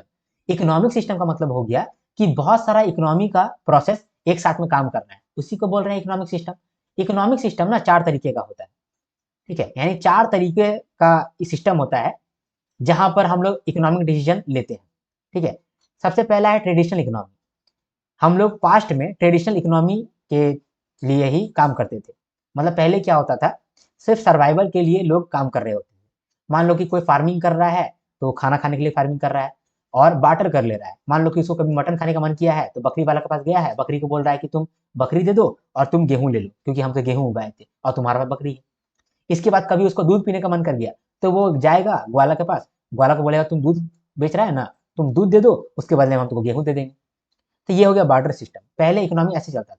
इसके बाद कमांड इकोनॉमी है। कमांड इकोनॉमी में गवर्नमेंट ही सब कुछ कंट्रोल करता है, सारा डिसीजन गवर्नमेंट ही लेता है कि कब क्या बनाना है, कब कितना सप्लाई रखना है, कब डिमांड को इंक्रीज करना है। Example north Korea. Command economy को हम लोग सोशलिज्म भी कहते हैं। इसके बाद मार्केट इकोनॉमी। मार्केट इकोनॉमी में जो भी इकोनॉमिक डिसीजन होते हैं वो डिपेंड करता है मार्केट में। मार्केट एकदम फ्री है, यानी कि इंडिविजुअल्स बिजनेस अपना फ्री है। सप्लाई और डिमांड के वजह से ही पूरा मार्केट चल रहा है, लोगों को एम्प्लॉयमेंट मिल रहा है, लोग खुश हो रहे हैं। गवर्नमेंट कुछ नहीं कर रहा है, सब कुछ मार्केट कर रहा है। मार्केट ही डिमांड क्रिएट कर रहा है, मार्केट ही सप्लाई पूरा कर रहा है, सब मार्केट ही कर रहा है। इस तरह का इकोनॉमी को बोलते हैं मार्केट इकोनॉमी। ठीक है, यहाँ पर गवर्नमेंट का मिनिमल इंटरवेंशन होता है। इस तरह का इकोनॉमी को हम लोग कैपिटलिज्म कहते हैं। यूएसए इसका प्राइम एग्जाम्पल है। इसके बाद मिक्स्ड इकोनॉमी। तो मिक्स्ड इकोनॉमी में कमांड इकोनॉमी भी रहता है और मार्केट इकोनॉमी भी रहता है। मतलब कि इकोनॉमिक डिसीजन जो है वो फ्री मार्केट में भी हो रहा होता है, मार्केट ही डिसाइड कर रहा है कि कितना डिमांड रहेगा, कितना सप्लाई रहेगा। लेकिन कभी कभी में गवर्नमेंट भी कंट्रोल कर लेता है। गवर्नमेंट कैसे कंट्रोल कर लेता है? जब क्राइसिस आता है तो ऐसा फील होता है कि नहीं, कोई कोई चीज जो है ना वो गवर्नमेंट को संभालना पड़ेगा, क्योंकि अगर ये सब चीज हम लोग प्राइवेट हाथों में दे दिए तो गड़बड़ हो सकता है।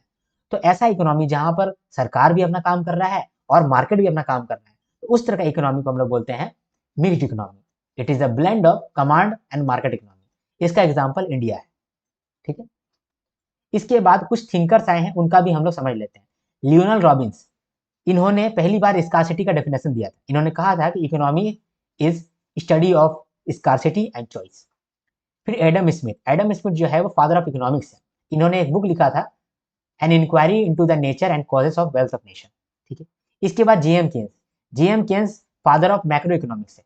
इनका कहना था कि अनएम्प्लॉयमेंट जो है ये फ्री मार्केट में भी अराइज हो सकता है।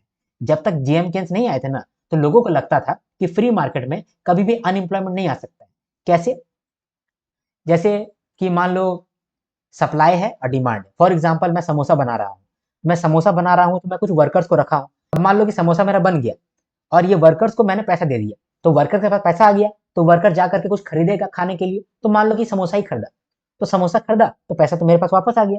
अब मैं फिर से बनाऊंगा समोसा वर्कर्स का इस्तेमाल करके, फिर वर्कर्स को पैसा दे दूंगा, वर्कर्स जाएंगे और फिर से मेरा समोसा खरीद के ले आएंगे। ऐसे ही चलते रहेगा, तो कभी भी वर्कर्स का जॉब नहीं जाएगा, क्योंकि डिमांड तो चलते ही रहेगा। कभी मान लो कि डिमांड थोड़ा सा कम भी हुआ, तो हम क्या करेंगे, हम सारा वर्कर्स का दाम कम कर देंगे। वर्कर्स को बोलेंगे कि अब जो है ना तुमको हम 500 रुपए नहीं देकर के 200 रुपए देंगे। तो कुछ वर्कर्स रहेगा, कुछ वर्कर्स चला जाएगा। मान लो कुछ वर्कर चला गया और कहीं पर भी उनको 500 रुपए नहीं मिल रहा है, 200 रुपए ही मिल रहा है, तो वो वापस से आकर के काम करेगा 200 रुपए में। अगर वापस से आके काम करेगा तो अनएम्प्लॉयमेंट तो हुआ ही नहीं, यानी कि वो कम दाम में भी फिर से काम कर रहा है, फिर से काम कर रहा है और इकोनॉमी चलता जा रहा है, चलता जा रहा है। ऐसा पहले माना जाता था। इसको हम लोग बोलते हैं सेज लॉ, सेज रूल। ठीक है, पहले ऐसा माना जाता था, लेकिन जब जेएम केन्स आए तब इन्होंने कहा कि अनएम्प्लॉयमेंट जरूरी नहीं है कि होगा नहीं फ्री मार्केट में, होगा। क्योंकि तभी ग्रेट डिप्रेशन आया, ग्रेट डिप्रेशन में ये मालूम चला कि जब क्राइसिस आता है ना, तो लेबर लोग है ना एक्स्ट्रा सेविंग करने लगता है। तो हो सकता है कि ये जो समोसा बना रहा हो, समोसा वो वापस खाने के लिए आए ही ना, आधा समोसा ही खा के खत्म कर दे, समोसा उसका बिकेगा ही नहीं। अगर समोसा उसका बिकेगा ही नहीं, तो इसका जो है दूसरे वर्कर को और काम करवा नहीं पाएगा, क्योंकि डिमांड नहीं आ रहा है। और ये वर्कर को काम करवा नहीं पाएगा, तो इन लोग का अनएम्प्लॉयमेंट हो गया ना, वर्कर लोग जो है उसका तो अनएम्प्लॉयमेंट हो गया। तो यहाँ पर देखा गया कि फ्री मार्केट में भी अनएम्प्लॉयमेंट हो सकता है। समझ में आया तो ठीक, नहीं समझ में आया तो बस इतना याद रख लो कि जेएम केन्स जो है इन्होंने पहली बार कहा था कि अनएम्प्लॉयमेंट जो है ये आ सकता है फ्री मार्केट के अंदर भी। इसीलिए गवर्नमेंट का इंटरवेंशन जरूरी है, क्योंकि गवर्नमेंट अगर रहेगा क्राइसिस के समय में, गवर्नमेंट खर्चा करेगा, और गवर्नमेंट जब खर्चा करेगा तो जो प्रोड्यूसर्स है उनके पास पैसा आएगा, तब वो और प्रोड्यूस करेंगे, और प्रोड्यूस करने के लिए एम्प्लॉय लोग को पैसा देंगे, और एम्प्लॉय के पास पैसा आएगा तो फिर वो वापस खर्चा करेगा, तो इकोनॉमी जो है वो बढ़ता जाएगा, तो एक्सपेंडिचर हो पाएगा। एक्सपेंडिचर करने के लिए गवर्नमेंट को आना पड़ेगा, गवर्नमेंट इंटरवेंशन जरूरी है। ये कहना था जेएम केन्स का। जेएम केन्स को छोटा मोटा इंसान नहीं थे, वो मैक्रो इकोनॉमिक्स के फादर थे, पापा जी थे। और उन्होंने ये किताब लिखा था general theory of employment, interest and money. इन्होंने ही पहली बार एनिमल स्पिरिट्स का बात कहा था, जिसका मतलब होता है कि लोग जो है अपना इमोशन के आधार पर इकोनॉमिक डिसीजन लेते हैं। उनको अगर डर लगने लगा है कि मेरा आरबीआई सिलेक्शन नहीं होगा, तो फटाफट वो कोर्स खरीदने लगते हैं। अगर उनको ऐसा फील होने लगता है कि यार अगर हम मान लो ये आईफोन नहीं खरीदेंगे तो मेरा पीयर प्रेशर में हमको सबको गरीब बोलने लगेगा, तो वो जाकर के आईफोन खरीद लेगा। तो ह्यूमन इमोशन जो है ये ड्राइव करता है इकोनॉमिक डिसीजंस को, इसी को कहते हैं एनिमल स्पिरिट्स। ओके, चलो आगे बढ़ते हैं। इसके बाद हम लोग देखें सेक्टर्स ऑफ इकोनॉमी। इकोनॉमी का सेक्टर्स कौन कौन सा है, तो तीन आधार पर हम लोग देखते हैं। इकोनॉमिक एक्टिविटी के आधार पर 5 सेक्टर है, ऑर्गेनाइज्ड या फिर अनऑर्गेनाइज्ड के आधार पर 2 सेक्टर है, और ओनरशिप के आधार पर 2 सेक्टर है। इकोनॉमिक एक्टिविटी के आधार पर 5 सेक्टर कौन कौन से हैं? एक है प्राइमरी सेक्टर। प्राइमरी सेक्टर का मतलब होता है मेन सेक्टर, प्राइम सेक्टर, मुख्य सेक्टर। मुख्य सेक्टर कौन होता है? जो कि नेचुरल रिसोर्सेज को लेकर के आता है, क्योंकि नेचुरल रिसोर्स को लेकर के आना सबसे प्राइम है, सबसे मेन काम है। तो मान लो कि माइनिंग कर रहा है कोई, या फिशिंग कर रहा है, या फार्मिंग कर रहा है, तो वो नेचुरल रिसोर्सेज को लेकर के आ रहा है, धरती से खींच करके ला रहा है, उसको बोलते हैं हम लोग प्राइमरी सेक्टर। जब हम लोग को वो रॉ मटेरियल मिल गया, यानी कि प्राइमरी सेक्टर से रॉ मटेरियल मिल गया हम लोग को, फॉर एग्जाम्पल कॉटन मिल गया, तो कॉटन जो है वो रॉ कॉटन है, उस कॉटन को हम लोग प्रोसेस करेंगे, और प्रोसेस करके टेक्सटाइल बना देंगे, प्रोसेस करके उसको कपड़ा बना देंगे। ठीक है, इसके बाद मान लो कि हमको क्रूड ऑयल मिला, तो क्रूड ऑयल को मैं और रिफाइन करके करके करके मैं उसको ऑटोमोबाइल मतलब ये बना दूंगा, पेट्रोल बना दूंगा। ठीक है, तो जो प्राइमरी सेक्टर है वहां से नेचुरल रिसोर्सेज को एक्सट्रैक्ट किया जाता है, रॉ मटेरियल को निकाला जाता है। इसके बाद सेकेंडरी सेक्टर में उस रॉ मटेरियल को हम लोग प्रोसेसिंग करते हैं और फिनिश्ड गुड बना देते हैं। ठीक है, टर्सरी सेक्टर क्या करता है? ये सर्विसेज देता है, जैसे कि मार्केटिंग, ठीक है, इंश्योरेंस, बैंकिंग, ये सर्विसेज देता है। जैसे कि आपने मान लो कि टेक्सटाइल बनाया, प्राइमरी सेक्टर के अंदर कॉटन उगाया, सेकेंडरी सेक्टर के अंदर उन कॉटन को प्रोसेस करके टेक्सटाइल बना दिया। अब ये टेक्सटाइल बना है, इसका आप मार्केटिंग करना चाहते हैं, तो ये टर्सरी सेक्टर के अंदर होगा। इसका आप ट्रांसपोर्टेशन करना चाहते हैं, टर्सरी सेक्टर के अंदर होगा। इसका आप बैंकिंग करना चाहते हैं, टर्सरी सेक्टर के अंदर होगा। इंश्योरेंस करना चाहते हैं, टर्सरी सेक्टर के अंदर होगा। ठीक है, इसके बाद टर्सरी सेक्टर के अंदर ही 2 सेक्टर और आता है, एक है क्वीनरी सेक्टर, एक है क्वाटरनरी सेक्टर। ठीक है, क्वीनरी सेक्टर और क्वाटरनरी सेक्टर क्या होता है? क्वाटरनरी सेक्टर का मतलब होता है कि जब इंटेलेक्ट के बेसिस पे सर्विसेज दिया जा रहा हो, तो उसको बोलते हैं हम लोग क्वाटरनरी सेक्टर। जैसे कि एडटेक कंपनी अपना इंटेलेक्ट को यूज करके सर्विसेज दे रही है। आईटी सेक्टर जो कि अपना स्किल को यूज करके सर्विसेज दे रहा है। साइंटिफिक रिसर्च, साइंस का स्किल को यूज करके सर्विसेज दे रहा है। इन सब सेक्टर को कहते हैं हम लोग क्वाटरनरी सेक्टर, जहां पर हम लोग इंटेलेक्ट के बेसिस पे सर्विसेज दे रहे हैं। इसके बाद होता है क्वीनरी सेक्टर। यहाँ पर क्या होता है? जो टॉप डिसीजन मेकिंग बॉडी होता है, जिसके वजह से लार्ज सेक्शन ऑफ सोसाइटी को इम्पैक्ट पड़ने वाला है, तो उन सेक्टर को हम लोग बोलते हैं quinary sector. Example government officials, government officials का कुछ भी काम होगा तो वो लोगों पर इम्पैक्ट करेगा, तो वो जो सेक्टर है उसको हम लोग बोलेंगे quinary sector. Queen queen queen, रानी का सेक्टर है, रानी कुछ भी बोलेगी वो मैटर कर जाएगा भाई। ठीक है, जैसे कि आप भी जब आरबीआई ग्रेड भी क्लियर करोगे तो आप क्वीनरी सेक्टर के अंदर जाओगे, हाई डिसीजन मेकिंग बॉडी के तौर पे आप काम करोगे, तो आप क्वीनरी सेक्टर के अंदर जाओगे। ठीक है, इकोनॉमिक एक्टिविटी के आधार पे 5 सेक्टर हम लोगों ने देख लिया। ऑर्गेनाइजेशन के आधार पर दो सेक्टर होता है, एक होता है ऑर्गेनाइज सेक्टर, एक होता है अनऑर्गेनाइज सेक्टर। ऑर्गेनाइज सेक्टर के अंदर जो भी काम कर रहे होते हैं उन लोग के लिए लेबर लॉ फिक्स रहता है, वर्किंग आवर्स फिक्स रहता है, और जॉब सिक्योरिटी भी रहता है, पीएफ ईएसआई का बेनिफिट उन लोग को मिलता है। तो यानी कि ऑर्गेनाइज है, उन लोग का एम्प्लॉयमेंट ऑर्गेनाइज है। तो जिनका भी एम्प्लॉयमेंट ऑर्गेनाइज है वो लोग ऑर्गेनाइज सेक्टर के अंदर आते हैं। ऑर्गेनाइज का मतलब कि लेबर लॉ बना हुआ है, फिक्स्ड वर्किंग आवर है, जॉब सिक्योरिटी है, ठीक है, पीएफ ईएसआई बोनस आपका बनता है। तो ये सब ऑर्गेनाइज सेक्टर के अंदर आता है। एग्जाम्पल बैंकर्स, एलआईसी, ठीक है, गवर्नमेंट ऑफिस, रिलायंस, एचडीएफसी, ठीक है, ये सब हो गया ऑर्गेनाइज सेक्टर। और अगर ऑर्गेनाइज नहीं है आपका जॉब तो वो अनऑर्गेनाइज सेक्टर के अंदर आ गया, जैसे कि construction workers, street vendors, small shop owners, gig workers. इन लोग के लिए कोई फिक्स वर्किंग आवर नहीं है, ज़्यादा लेबर लॉ भी नहीं है, जॉब सिक्योरिटी भी नहीं है, ठीक है, बोनस पीएफ ईएसआई ये सब नहीं इन लोग का कटता है, ठीक है। इसके बाद अब ओनरशिप का बात करें तो ओनरशिप के आधार पर दो तरीके का सेक्टर होता है, एक प्राइवेट सेक्टर और एक पब्लिक सेक्टर, ठीक है। इसके बाद हम लोग बहुत तरीके का गुड्स देखे थे, ठीक है, एक्सक्लूडेबल गुड्स और नॉन एक्सक्लूडेबल गुड्स। एक्सक्लूडेबल का मतलब होता है जिसको आप पैसों से खरीद सकते हो, और नॉन एक्सक्लूडेबल का मतलब होता है जिसको आप पैसे से नहीं खरीद सकते हो, ठीक है, बिना पैसों का आपको मिल सकता है, ठीक है। ये हो गया एक्सक्लूडेबल और नॉन एक्सक्लूडेबल। राइवलरस का मतलब होता है कि उस पर आपका स्पेशल हक है, और नॉन राइवलरस का मतलब होता है कि आपका स्पेशल हक नहीं है, ठीक है। तो हो सकता है कि आपका जो गर्लफ्रेंड है उस पर आपका राइवलरस है, वो राइवलरस है मतलब कि वो आपका उसमें स्पेशल हक है, लेकिन जो आपका फ्रेंड है वो नॉन राइवलरस है, उसमें आपका स्पेशल हक नहीं है, वो दूसरे का भी फ्रेंड हो सकता है। लेकिन जो आपका बॉयफ्रेंड है वो दूसरे का बॉयफ्रेंड नहीं हो सकता है, आपका जो गर्लफ्रेंड है दूसरे की गर्लफ्रेंड नहीं हो सकती है, ठीक है।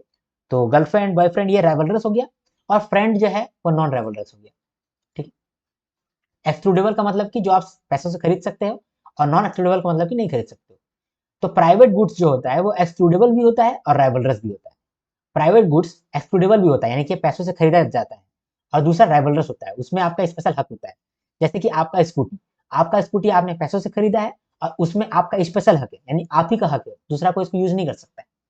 इसके बाद आईफोन, आपका जो फोन है आपने पैसों से खरीदा है, ठीक है, आपको फ्री में तो मिला नहीं है, तो वो एक्सक्लूडेबल है, प्लस राइवलरस है, यानी स्पेशल हक है उसके अंदर आपका, आप ही उसको यूज करोगे। तो ये हो गया प्राइवेट गुड्स। इसके बाद कॉमन गुड्स। कॉमन गुड्स जो होता है वो नॉन एक्सक्लूडेबल होता है, यानी कि वो आपने खरीदा नहीं है, मतलब आपको खरीदने की जरूरत नहीं पड़ेगा उसको, लेकिन राइवलरस है, जिसके पास कॉमन गुड्स आ जाएगा तो वो गुड्स उसका हो जाएगा। एग्जाम्पल, नदी में बहुत सारा मछली है, तो मछली आप भी जाके ले सकते हो, बगल वाला आदमी भी ले सकता है, लेकिन जो मछली ले सकता है तो इसीलिए नॉन एक्सक्लूडेबल है। लेकिन एक बार मछली ले लिया तो जिसने भी मछली ले लिया वो उसका मछली हो गया, उसका स्पेशल हो गया वो, ठीक है, तो वो राइवलरस हो गया, ठीक है। तो कॉमन गुड्स जो है वो राइवलरस होता है और नॉन एक्सक्लूडेबल होता है। इसके बाद क्लब गुड्स। क्लब गुड्स जो होता है वो एक्सक्लूडेबल है, यानी कि आप पैसों से खरीदते हैं, लेकिन नॉन राइवलरस है, उसमें आपका स्पेशल हक नहीं है। फॉर एग्जाम्पल, आपने सिनेमा का टिकट खरीदा, तो टिकट आपने पैसों से खरीदा है, यानी कि एक्सक्लूडेबल है, प्लस नॉन राइवलरस है, यानी कि उसका आपको स्पेशल हक नहीं है, दूसरा को भी खरीद सकता है, ठीक है, दूसरा कोई भी खरीद सकता है। म्यूजियम का जो टिकट है दूसरा कोई भी खरीद सकता है, ठीक है।